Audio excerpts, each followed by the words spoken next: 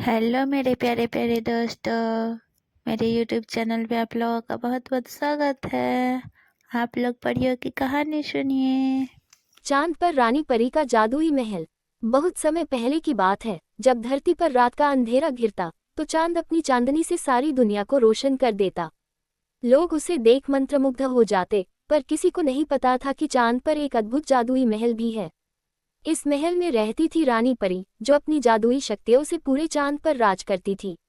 रानी परी का जादुई महल। रानी परी का महल चांद की सबसे ऊंची पहाड़ी पर स्थित था।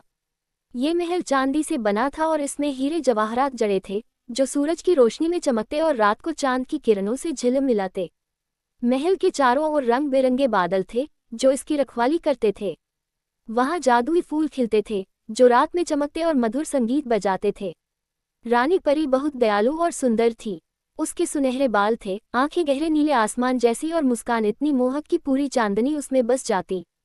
वह न केवल सुंदर थी बल्कि जादू में भी निपुण थी। उसकी एक छड़ी थी, जो जब हवा में घुमाई जाती तो मनचाहा जादू कर सकती थी। चांद का रहस्य। बहुत कम लोगों को पता था कि चांद पर यह जादुई महल छिपा हुआ है। धरती के लोग जब भी चांद को देखते तो वे सिर्फ उसकी चमक देखते, पर कोई नहीं जानता था कि वहां एक पूरा जादुई साम्राज्य बसा हुआ है। रानी परी के महल में कई परियां रहती थीं, जो उसकी सेवा करती और चांद के राज्य की देखभाल करती। कुछ परियां चांद की रोशनी को धरती तक पहुंचाने का काम करती, तो कुछ आकाश में सितारों को चमकाने का।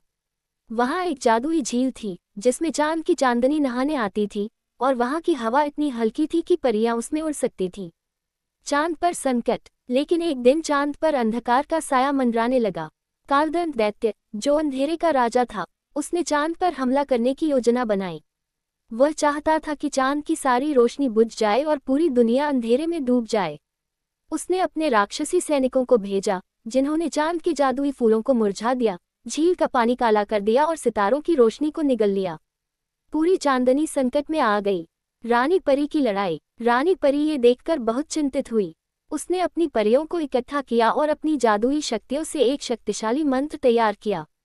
लेकिन कालदंत बहुत शक्तिशाली था। उसने अंधकार का एक विशाल बादल भेजा, जो धीरे धीरे पूरे चांद को ढकने लगा। रानी परी ने अपनी जादुई छड़ी उठाई और एक शक्तिशाली रोशनी का गोला बनाया।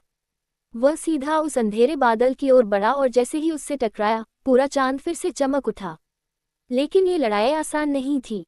कालदंत ने अपनी पूरी ताकत लगा दी और अंधेरे के तूफान को और तेज कर दिया। परियों का जादू। रानी परी ने अपनी सभी परियों को बुलाया। सभी परियों ने मिलकर अपने पंखों से रोशनी की बारिश करनी शुरू कर दी। धीरे धीरे अंधकार कमजोर होने लगा। तभी रानी परी ने अपनी छड़ी से एक अंतिम प्रहार किया और कालदंत की ताकत को खत्म कर दिया। कालदंत ने हार मान ली और हमेशा के लिए भाग गया। पूरा चांद फिर से रोशनी से भर गया। फूल फिर से खिल उठे और झील का पानी पहले से भी ज्यादा चमकने लगा।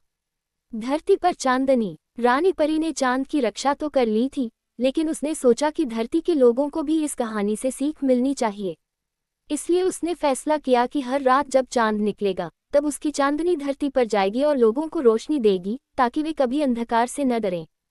तभी से जब भी चांदनी रात होती है, तो ऐसा लगता है जैसे रानी परी अपनी परियों के साथ धरती को आशीर्वाद देने आए हो। कहते हैं कि अगर कोई मन से चांद को देखे और सच्चे दिल से कुछ मांगे, तो रानी परी उसकी इच्छा जरूर पूरी करती है। निष्कर्ष। रानी परी का जादुई महल अब भी चांद पर है। वह वहां से धरती को देखती है और हर रात अपनी चांदनी से हमें रोशनी देती है।